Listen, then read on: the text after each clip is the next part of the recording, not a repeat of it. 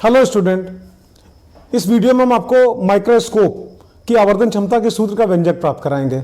इसके पहले एक वीडियो हमने अपने चैनल पे अपलोड किया हुआ है जिसमें जानते हो टेलीस्कोप और माइक्रोस्कोप दोनों के काम करने का सिद्धांत हमने समझाया है। आप देखना जरूर, उसको देखने के बाद इसको देखोगे और बेहतर समझ में आएगा।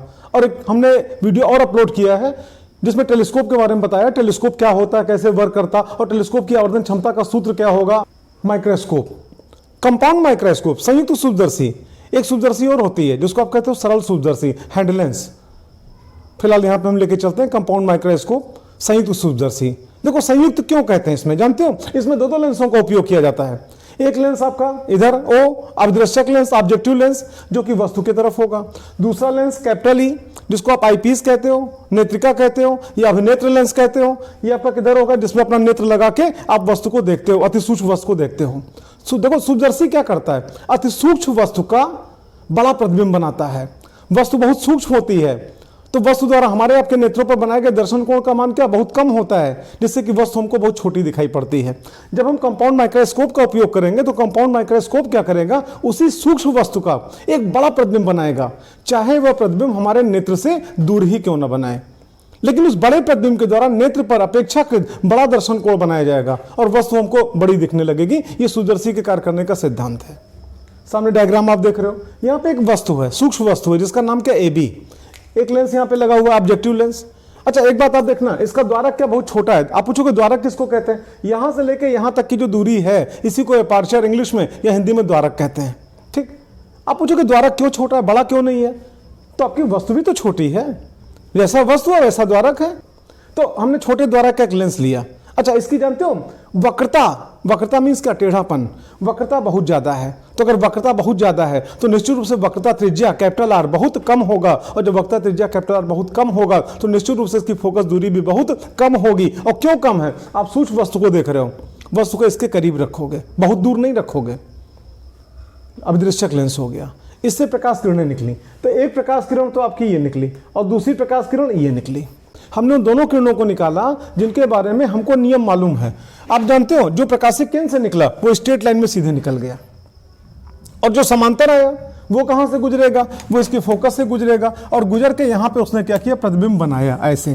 ये मान लो इस लेंस का ये फोकस है FO, फोकस बिंदु को कैपिटल F से, फोकस दूरी को स्मॉल f से, और अभिदृश्यक लेंस है, ऑब्जेक्टिव लेंस है, पहला वर्ड O, तो हमने इसका नाम क्या दे दिया, FO। ठीक, तो आप देखो एक प्रकाश किरण प्रकाशिक किरण से निकला सीधे गुजर गया, दोनों दूसरा समांतर निकला, कहां से, फोकस से निकला, और दोनों ने यहाँ पे क्या मिलकर आपस में यहाँ पे काटा। मतलब कि इस वस्तु AB का एक उल्टा एवं वास्तविक प्रतिबिंब A1 B1 बना, जो कि इसके लिए अभिनेत्र लेंस के लिए, नेत्रिका के लिए किसका, वस्तु का कार्य करेगा। अब आप आगे देखना, तो जब इसके लिए वस्तु हो गया तो इससे भी हमने दो किरण निकाला। एक किरण कहां से, इसके प्रकाशिक केंद्र से निकला, और दूसरा किरण कहां, समांतर निकला, और दोनों के बारे में नियम मालूम है। जो प्रकाशिक केंद्र से निकला बिना विचलित हुए बिल्कुल सीधे निकल जाएगा, आप देखो। ठीक, और जो यहां से निकला कहां, मुख्य अक्ष के समांतर हुआ, वो इसके अभिनेत्र लेंस के फोकस से होकर निकला, यहां पे गया। आप देख रहे हो जब इधर जाएगा तो यहां पे क्या, दोनों किरणें फैल रही हैं, मतलब इधर जाके दोनों किरणें आपस में नहीं मिलेंगी। कोई बात नहीं, पीछे बढ़ाओ। जब आप पीछे बढ़ाओगे तो आप देखो इस किरण को पीछे बढ़ाया यहाँ पे, इस किरण को पीछे बढ़ाया यहाँ पे, और दोनों किरणें यहाँ पे काटती हुई प्रतीत हो रही हैं। देखो काट नहीं रही हैं, क्योंकि आप जानते हो किरणें तो इधर जा रही हैं ना, इधर अगर आपका मिलती तो कहते कि हाँ काट रही हैं, प्रतिबिंब बन रहा है, लेकिन अब जानते यहाँ तो फैल रही है ना। लेकिन दोनों किरणों को जब हमने पीछे देखा, आभास किया कि दोनों किरणें कहां से आ रही हैं, इसको पीछे बढ़ाया डॉटेड लाइन से, इसको पीछे बढ़ाया डॉटेड लाइन से, तो ये दोनों किरणें यहां पे मिलती हुई या काटती हुई आपस में प्रतीत हो रही हैं। इसलिए आप देखो छोटा सा पिद्दी भर का आप कह लो, ठीक है, एक वस्तु AB है जिसका इतना बड़ा प्रतिबिंब A2B2, ठीक है, बना, और ये जो बड़ा प्रतिबिंब है हमारे नेत्र पर बड़ा दर्शन कोण बनाएगा, जिससे कि वस्तु हमको बड़ी दिखने लगेगी। इतनी छोटी सी वस्तु जब यहां से आंख लगा के देखेंगे तो इतनी बड़ी दिखाई पड़ेगी, न जाने कितने ज्यादा गुनी बड़ी आपको दिखाई पड़ रही है। अब इसकी आवर्धन क्षमता क्या होगी, देखो सूक्ष्मदर्शी हो चाहे दूरदर्शी हो, इसकी आवर्धन क्षमता का फार्मूला होता है अंतिम प्रतिबिंब द्वारा नेत्र पर बनाया गया दर्शन कोण बटे स्वयं वस्तु द्वारा नेत्र पर बनाया गया दर्शन कोण। यही फार्मूला आपका टेलीस्कोप में भी काम करता है, यही फार्मूला आपका माइक्रोस्कोप में भी काम करता है। आप देख रहे हो माइक्रोस्कोप की आवर्धन क्षमता कैपिटल M। ठीक, अंतिम प्रतिबिंब A2B2 द्वारा नेत्र पर बनाया गया दर्शन कोण थीटा। पहले तो इसी को निपट लिया जाए। आप देखना अंतिम प्रतिबिंब क्या A2B2 है, नेत्र हमारा यहाँ पे है, तो अंतिम प्रतिबिंब A2 B2 द्वारा नेत्र पर बनाया गया दर्शन। जब कभी माइक्रोस्कोप का उपयोग करते हैं, हमारा नेत्र नेत्रिका में बिल्कुल सटा होता है, नेत्रिका में बिल्कुल ऐसे लगा कि एक आंख बंद करके एक आंख से ऐसे बिल्कुल सटा के देखते हैं, ठीक। तो ऐसी कंडीशन में सुविधा के लिए हम नेत्रिका या अभिनेत्र लेंस कैपिटल ई को ही अपना नेत्र मान लेंगे। तो आप देखो अंतिम प्रतिबिंब A2 B2 है, यहां से एक प्रकाश किरण ये आई और यहां से एक प्रकाश किरण ये आई, ठीक। तो दोनों के बीच का आप यहां पे देख रहे हो जो कोण बना थीटा, तो अंतिम प्रतिबिंब A2 B2 द्वारा नेत्र पर बनाया गया दर्शन को, नेत्र मतलब क्या, अभिनेत्र लेंस मतलब क्या, नेत्रिका, हम नेत्रिका को ही अपना यहां पे क्या नेत्र मान ले रहे अपनी सुविधा के लिए, बनाया गया दर्शन कोण कितना, थीटा। अच्छा, आप जानते हो थीटा क्या थी, पता मानों के लिए, लिमिट थीटा टेंड्स टू 0 पे साइन थीटा बराबर क्या theta, limit theta tends to 0 पे cos थीटा बराबर क्या 1, और लिमिट थीटा टेंड्स टू 0 पे tan थीटा बराबर क्या होता है थीटा। अब ये आवश्यकता पड़ेगी, फिलहाल हम आगे चल रहे हैं। आप देखना capital M that is equal to अंतिम प्रतिबिंब A2 B2 द्वारा नेत्र पर बनाया गया दर्शन कोण थीटा बटे स्वयं वस्तु AB द्वारा नेत्र पर बनाया गया दर्शन कोण, और इसको हमने क्या सिंबल दिया फाई। लेकिन एक कंडीशन लगाई, जबकि वस्तु स्पष्ट दृश्य की न्यूनतम दूरी कैपिटल D पर हो। अगर आपने इसके पहले टेलीस्कोप वाला वीडियो हमारा देखा होगा तो उसमें भी यही फार्मूला लिखा हुआ है, लेकिन वहां पे कंडीशन नहीं लगाया जबकि वस्तु स्पष्ट दृश्य की न्यूनतम दूरी पर हो। लेकिन यहां पे स्पेशली कंडीशन लगाया गया कि जबकि वस्तु स्पष्ट दृश्य की न्यूनतम दूरी पर हो। इसका रीजन आपको बताएं, वो दूरदर्शी है, वहां पे वस्तु क्या बहुत दूर है, तो इसलिए वहां पे कंडीशन नहीं लगाई गई। और ये क्या सूक्ष्मदर्शी है, बहुत छोटी वस्तु है, जब कभी भी देखोगे तो आंख के बिल्कुल क्या करीब लाके देखोगे और नजदीक लाके देखोगे, और जब नजदीक लाके देखोगे तो कहीं इतना नजदीक मत ले आओ कि 25 सेंटीमीटर से कम दूरी पे ले आओ। इसीलिए कंडीशन लगा दी गई यहाँ पे कि जबकि वस्तु स्पष्ट दृश्य की न्यूनतम दूरी कैपिटल D पर हो। आप जानते हो एक स्वस्थ नेत्र के लिए स्पष्ट दृश्य की न्यूनतम दूरी कितनी होती है, 25 सेंटीमीटर, जिसको हम कैपिटल D से लिखते हैं। अगर 25 सेंटीमीटर से कम दूरी पे किसी वस्तु को रख के अगर आप देखोगे तो कुछ देर अगर आप देखते हो तो आपके नेत्र में क्या विकार उत्पन्न हो जाएगा, सर दुखना शुरू हो जाएगा, आंख से पानी आना शुरू हो जाएगा। तो इसलिए जब कभी भी छोटी से छोटी वस्तु को भी अगर नेत्र के करीब लाके देखते हैं तो 25 सेंटीमीटर से कम दूरी पे नहीं लाते हैं, 25 सेंटीमीटर या उसी के आसपास की दूरी रखते हैं। 25 सेंटीमीटर यानी कि जिसको कैपिटल D से लिखते हैं उससे कम दूरी नहीं रखते हैं, और इसीलिए कंडीशन यहाँ पे लगाई गई कि जबकि वस्तु स्पष्ट दृश्य की न्यूनतम दूरी कैपिटल D पर हो। आप आगे देखना, हमको थीटा का मान चाहिए, तो आप जानते हो अभी हमने डिस्कशन किया थीटा टेंड्स टू 0 पे थीटा बराबर क्या होता है tan थीटा, या tan थीटा बराबर क्या होता है थीटा। तो आप जानते हो tan थीटा बराबर क्या, लंब बटे आधार, तो लंब कितना A2 B2, आधार कितना EA2। एक बार डायग्राम पे चलते हैं, आप देखना थीटा हमारा ये तो कोण है, ठीक। तो आप जानते हो अंतिम प्रतिबिंब कोण A2 B2, यहां से किरण यहां आई, यहां से किरण ये पहुंची, दोनों के बीच बना कोण यही तो थीटा है। हमको थीटा का मान चाहिए, और थीटा क्या थे मतलब मानों के लिए, लिमिट थीटा टेंड्स टू 0 पे थीटा बराबर क्या tan थीटा बराबर क्या लंब बटे आधार। तो आप जानते हो कोण के सामने की भुजा लंब होती है, लंब के नाम पे कौन A2 B2 और आधार के नाम पे कौन EA2। अच्छा आप देखना इसी ट्रायंगल में आपका यहाँ पे देखो यहाँ से A1 B1 खींचा हुआ है, मतलब एक ही समकोण त्रिभुज में बीच में एक लाइन खींच दिया गया, ये भी तो समकोण त्रिभुज बना हुआ है। तो आप जानते हो लंब और आधार में जो अनुपात होगा किसमें, बड़े त्रिभुज आपका EA2 B2 में, वही अनुपात आपका EA1 B1 में होगा।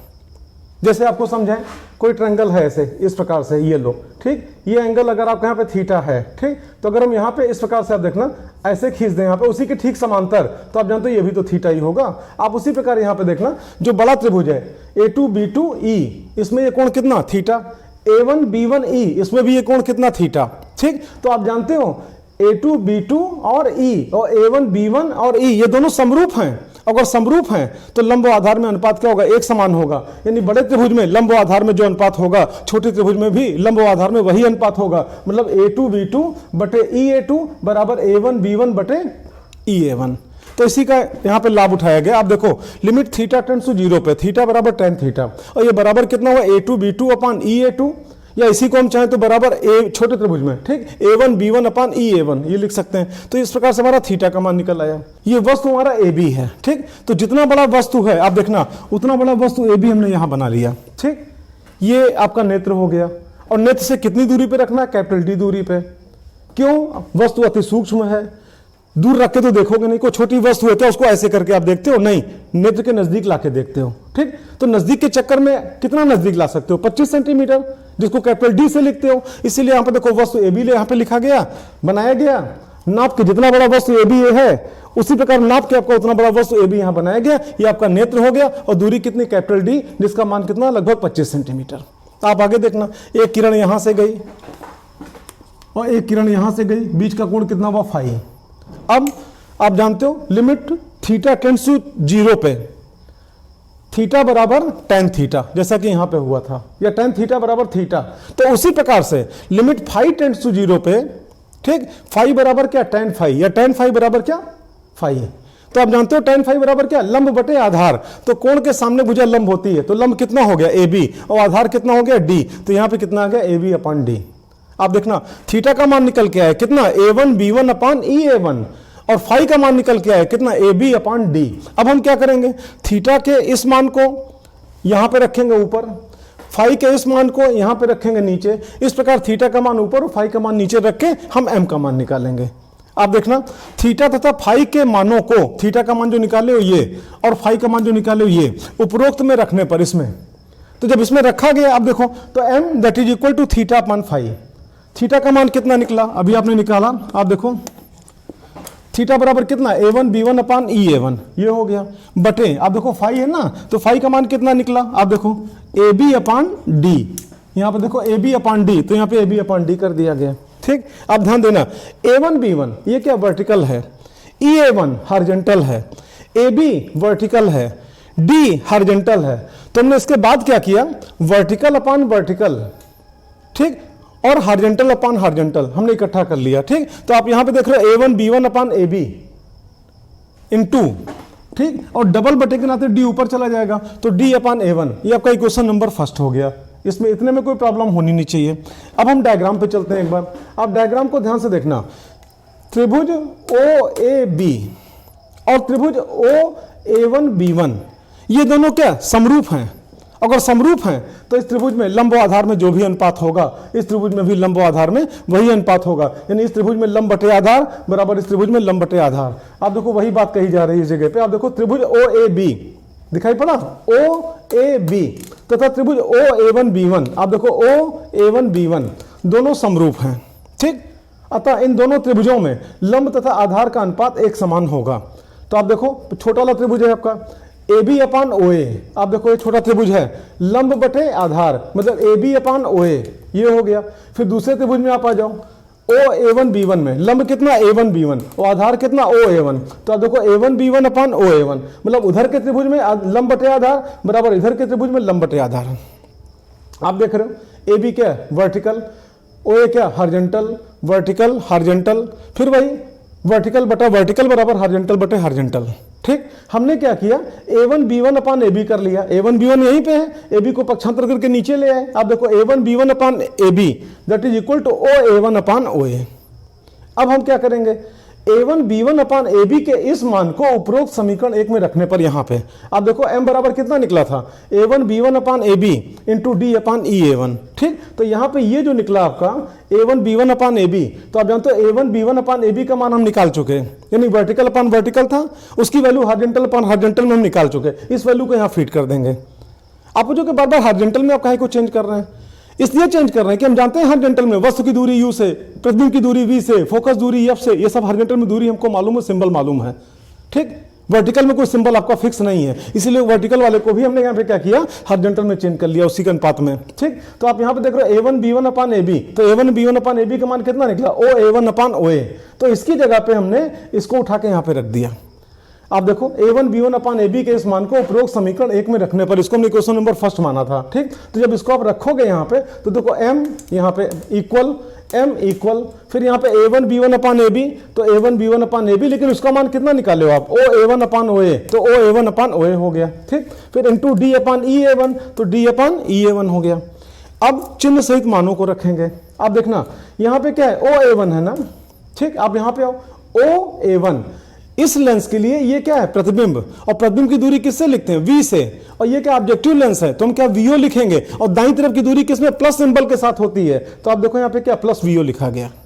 उसके बाद फिर नीचे क्या लिखा ओ ए, मतलब इस लेंस के लिए क्या वस्तु है, वस्तु की दूरी को u से लिखते हैं, और ये कौन सा ऑब्जेक्टिव लेंस है, पहला वर्ड क्या o, तो इसको हम क्या करेंगे uo। अच्छा, आप यहाँ पे देखना लेंस के बाईं तरफ की दूरी माइनस सिंबल के साथ, तो आप देखो यहाँ पे माइनस सिंबल लगा हुआ है।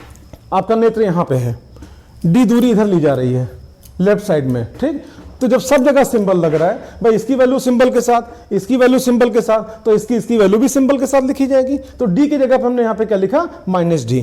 क्यों माइनस डी, आप इधर आप देख रहे हो, नेत्र आपका इधर है ये, ठीक, और डी आपका इधर यहाँ पे वस्तु की दूरी, ठीक, तो यहाँ पे क्या माइनस डी हो गया। और फिर यहाँ पे EA1, आप देखना EA1, इसके लिए अब नेत्र लेंस के लिए, नेत्रिका के लिए ये क्या वस्तु है, और वस्तु की दूरी किससे लिखते हैं, U से, तो आप देखो इसको UE लिखा गया। और आप जानते हो क्योंकि लेंस के बाईं तरफ वस्तु है, इसलिए आपके यहाँ पे क्या माइनस का सिंबल हो गया। तो ये माइनस और ये माइनस आपस में क्या हुआ, रिमूव हो गया, ठीक, ये दोनों आपस में माइनस और माइनस आपका यहाँ पे क्या हुआ, कैंसिल हो गया ऐसे ऐसे, ठीक।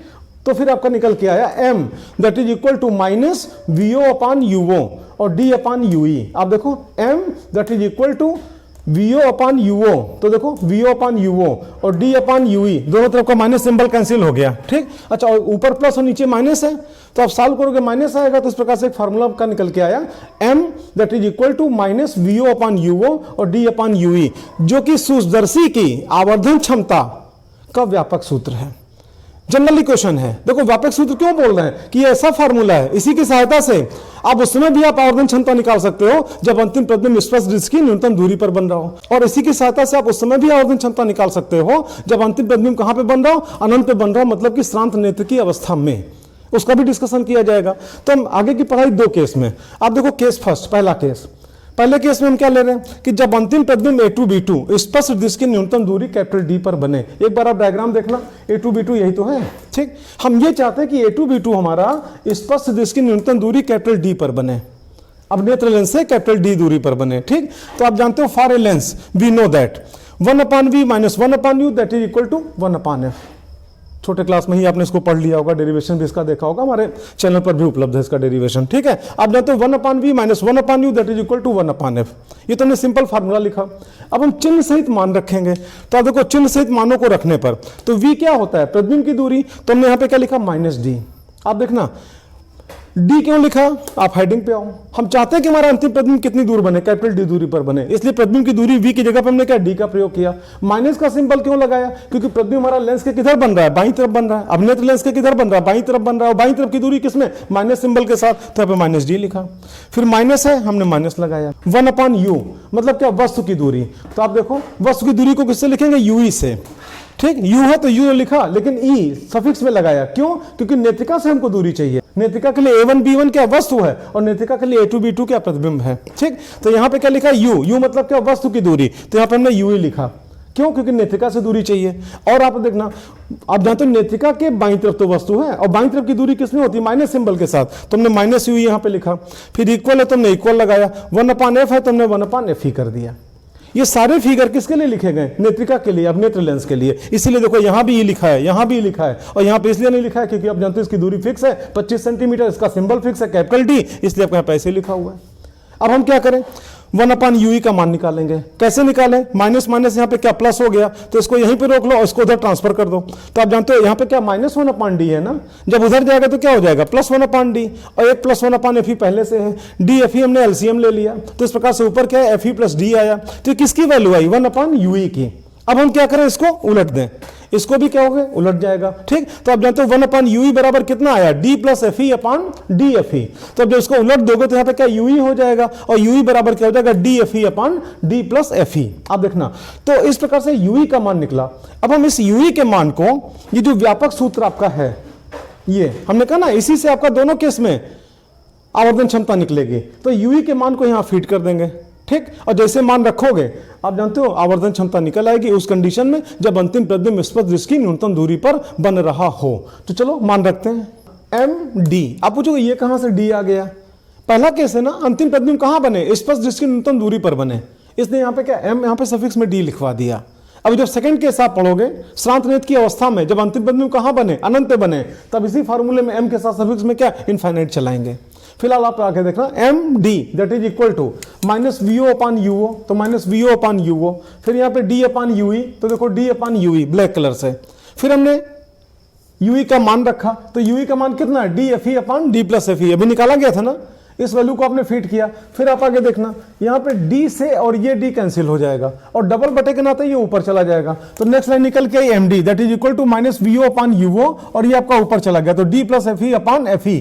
भाई देखो dd कटा, एक fe बचा हुआ है ना, ठीक, तो ये निकला। अब एक बार fe इसके साथ, एक बार fe इसके साथ, तो आप यहां पे देखना md that is equal to minus vo upon ue और यहां पे क्या हुआ d upon fe plus fe upon fe। fe upon fe cancel हो गया, कितना हो गया 1। md that is equal to minus vo upon uo और ब्रैकेट में d अपान fe प्लस 1। या अगर हम चाहें तो 1 को पहले करते हैं, इसको बाद में कर दें। इस प्रकार से आप यहां पे देख रहे हो md that is equal to minus vo upon uo और ब्रैकेट में 1 प्लस d अपान fe। ये क्या निकला, संयुक्त या यौगिक सूचदर्शी की आवर्धन क्षमता का फार्मूला निकला। लेकिन कब, जब अंतिम प्रतिबिंब A2B2 कहां पे बन रहा हो, स्पष्ट दृष्टि की न्यूनतम दूरी पर बन रहा हो। देखो दूरदर्शी हो चाहे सूचदर्शी हो, अब दृश्यक से नेत्रिका के बीच की दूरी को हम क्या कहते हैं, उसकी लंबाई कहते हैं। आप यहां पे देखना, अब दृश्यक यही तो है, नेत्रिका यही तो है, तो दोनों के बीच की दूरी यहां से लेकर यहां तक की दूरी को हम क्या बोलेंगे, इसकी लंबाई। तो आप देखो यहां से लेकर यहां तक की दूरी हमको मालूम है, इसके लिए क्या प्रतिबिंब तो है और ये प्रतिबिंब इसके लिए क्या वस्तु है, और प्रतिबिंब की दूरी v से और वस्तु की दूरी u से। अब दृश्यक लेंस को किससे लिखते हैं, o से, और नेत्रिका को किससे लिखते हैं, e से लिखते हैं। तो आप आगे देखना यहां से लेकर यहां तक की दूरी सिंबल के साथ अगर बोले तो क्या कहा जाएगा, v क्यों, इसके लिए प्रतिबिंब है, o क्यों, अब दृश्यक लेंस। अच्छा यहां से लेकर यहां तक की दूरी क्या बोली जाएगी, u क्यों, इसके लिए क्या वस्तु है, और आप जानते हो इसको किससे लिखते हैं, कैपिटल ई से, इसका सिंबल है, ठीक है। तो आप जानते हो यहां से लेके यहां तक की दूरी बराबर o से लेके a1 तक की दूरी और प्लस a1 से लेके e तक की दूरी, मतलब vo प्लस ue। तो vo प्लस ue क्या हो जाएगा, इस संयुक्त सूचदर्शी की लंबाई हो जाएगी। आप देखना सूचदर्शी की लंबाई l सफिक्स में d क्यों लिखा गया, क्योंकि उस समय की लंबाई है जब अंतिम प्रतिबिंब कहां बन रहा है, स्पष्ट दृष्टि की न्यूनतम दूरी पर बन रहा है, और उस समय बराबर क्या निकला, vo प्लस ue। अब चलते हैं नेक्स्ट केस पे, केस सेकंड। और केस सेकंड में हम ये चाहेंगे कि जो हमारा अंतिम प्रतिबिंब A2B2 है ये यहां पे ना बने, ये कहां पे बने, अनंत पे बने। और आप जानते हो अनंत प्रतिबिंब कब बनता है, जब वस्तु कहां पे रखा हो, फोकस पे रखा हो। एक जानकारी आपको दे, यहां पे ये जो अरेंजमेंट लगा हुआ है इसको हम बोलते हैं रैक पिनियन अरेंजमेंट, या हिंदी में इसको कहते हैं दंतुर दंड चक्र व्यवस्था।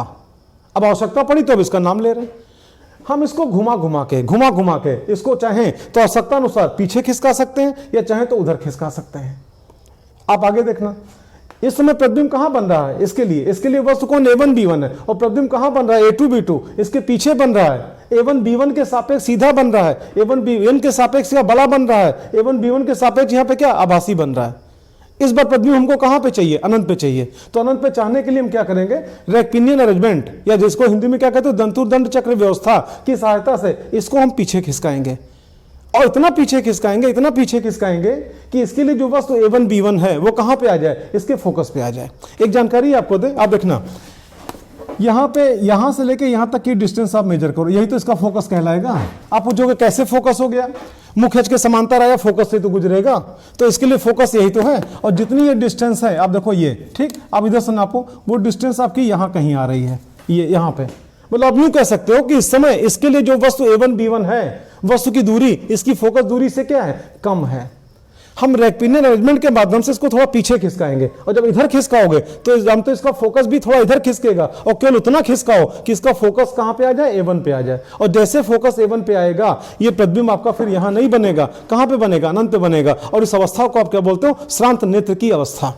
उस समय आपका नेत्र क्या बिल्कुल रिलैक्स कंडीशन में होगा, नेत्रलेंस के चारों ओर की मांसपेशियां क्या बिल्कुल ढीली होंगी, किसी प्रकार का कोई तनाव, कोई दबाव नहीं होगा, आपके नेत्र में किसी प्रकार का कोई विकार उत्पन्न नहीं होगा। तो हम केस सेकंड पे चलते हैं कि जब अंतिम प्रतिबिंब A2B2 अनंत पर बने, मतलब शांत नेत्र की अवस्था में, इस सूचदर्शी की आवर्धन क्षमता क्या होगी। नाउ केस सेकंड, जब अंतिम प्रतिबिंब A2B2 कहां बने, अनंत पर बने, मतलब शांत नेत्र की अवस्था में, रैक पिनियन अरेंजमेंट के माध्यम से इसको हमने थोड़ा पीछे खिसकाया, और इतना खिसकाया कि अब नेत्र लेंस या नेत्रिका का जो फोकस है वो कहां पे आ गया, इस जगह पे आ गया। आपको दिखाएं AB वस्तु और इसके द्वारा प्रतिबिंब A1 B1, ये प्रतिबिंब हो गया, ठीक, और इसका फोकस भी कहां पे, इसी जगह पे, यहां पे FE1 आप यूं कह सकते हैं। मतलब अब दृश्यक लेंस द्वारा बनाया गया प्रतिबिंब A1 B1 नेत्रिका के कहां पे आ गया, प्रथम मुख फोकस पे आ गया। और आप जानते हो प्रथम मुख फोकस पे जो भी वस्तु रखी होती है उसका प्रतिबिंब कहां बनता है, अनंत पे बनता है। यहां से लेके यहां तक की दूरी कितनी, FE, इसका फोकस तो है, और E क्यों, अभिनेत्र लेंस। और यहां से लेके यहां तक की दूरी क्या वीओ, वी क्यों, इसके लिए प्रतिबिंब है, और ओ क्यों, अवदिशक से, ओ से। तो यहां से लेके यहां तक की दूरी वीओ और यहां से लेके यहां तक की दूरी कितनी है, फी। आप जानते हो जो इसके लिए प्रतिबिंब है A1 B1 वो नेत्रिका के लिए किसका काम कर रहा है, वस्तु का काम कर रहा है। और कहां पे रखा है, इसके फोकस पे रखा हुआ है, और प्रथम मुख फोकस पे रखी वस्तु का प्रतिबिंब कहां बनता है, अनंत बनता है। आप देखो अनंत बना, ध्यान से सुनो। अब देखो इससे हमने दो किरण निकाला, एक किरण प्रकाशिक केंद्र से गुजारा, एक हमने समांतर निकाला। हमने उन दोनों किरणों को लिया जिनके बारे में नियम हमको मालूम है। तो जो प्रकाशिक केंद्र से गुजरा वो एकदम स्ट्रेट निकल गया सीधे ऐसे, ठीक। और जो समांतर निकला वो इसके फोकस से गुजरा, इसका फोकस कहां पे, ये आप देखो बिल्कुल पैरेलल है। इधर बढ़ाए तो आगे नहीं काटेगा, कोई बात नहीं, पीछे बढ़ाया क्योंकि दोनों पैरेलल तो है, तो पीछे पे नहीं काटेगा, ना इधर काटा ना इधर काटा। मतलब क्या, प्रतिबिंब कहां बना, इनफाइनाइट पे बना, अनंत पे बना। और ऐसी कंडीशन में व्यापक सूत्र m बराबर माइनस वीओ अपान यूओ डी अपान यूई। तो यूई की जगह पे क्या हो जाएगा, एफ ई। आप देखो इसी फार्मूले में m इनफाइनाइट, इनफाइनाइट क्यों लगा रहे हैं, अंतिम प्रतिबिंब हमारा अनंत पे बन रहा है, ठीक। बराबर माइनस वीओ अपान यूओ और डी अपान यूई, है ना। अच्छा, यूई की जगह पे क्या हो जाएगा, एफ ई। क्यों, क्योंकि यूई का मतलब क्या, अभिनेत्र लेंस है वस्तु की दूरी, अभिनेत्र लेंस ये, वस्तु कहां रखा है, इसके फोकस पे रखा है। इसको खिसका के इसको हमने इस प्रकार एडजस्ट किया कि इसका फोकस कहां पे आ गया, A1 पे आ गया। तो ऐसी कंडीशन में यूई की जगह पे क्या हो गया, Fe। आप जानते हो m इनफाइनाइट बराबर माइनस वीओ अपान यूओ, और यहां पे क्या हो जाएगा, D अपान Fe। ये सूत्रदर्शी की आवर्धन क्षमता का दूसरा फार्मूला निकला, उस समय फार्मूला निकला, उस कंडीशन में फार्मूला निकला जब अंतिम प्रतिबिंब कहां पे बन रहा है, अनंत बन रहा है, शांत नेत्र की अवस्था में। और इस कंडीशन में अगर आपसे कहें कि सूत्रदर्शी की लंबाई क्या होगी, तो लेके यहां से और यहां तक की दूरी, तो यहां से यहां तक की दूरी क्या, वीओ, और यहां से यहां तक की दूरी Fe। तो सूत्रदर्शी की लंबाई कितनी हो गई, वीओ प्लस Fe। आप देखना सूत्रदर्शी की लंबाई L इनफाइनाइट बराबर वीओ प्लस Fe। इनफाइनाइट क्यों लिखा हुआ है, फिर वही अंतिम प्रतिबिंब कहां बन रहा है, अनंत पे बन रहा है। इस पूरे वीडियो को आपने देखा, पसंद आया हो लाइक जरूर करना, क्या पसंद आया ये कमेंट में लिखना, और गुरुदक्षिणा के रूप में हमारे इस वीडियो को आपके साथ के जितने भी पढ़ने वाले बच्चे हैं उनके पास शेयर जरूर करना। जितने ज़्यादा हमारे सब्सक्राइबर बढ़ेंगे हम भी और बेहतर आपके लिए कर पाएंगे। पूरा का पूरा सिलेबस, पूरा का पूरा फिजिक्स कंपटीशन के पॉइंट ऑफ व्यू से, आपके बोर्ड के पॉइंट ऑफ व्यू से बहुत ही सरल भाषा में हम उपलब्ध कराएंगे। That's all, best of luck.